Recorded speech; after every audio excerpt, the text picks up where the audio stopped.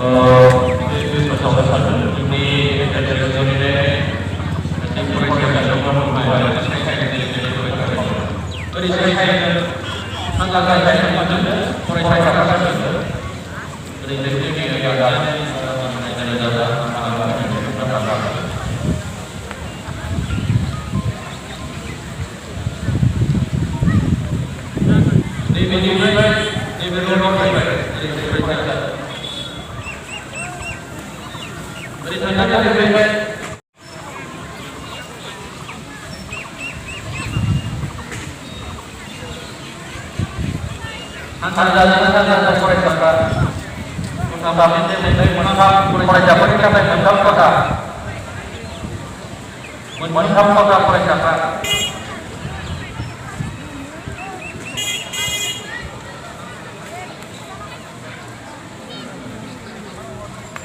Untuk melakukan ini bagi kamu untuk oleh untuk berapa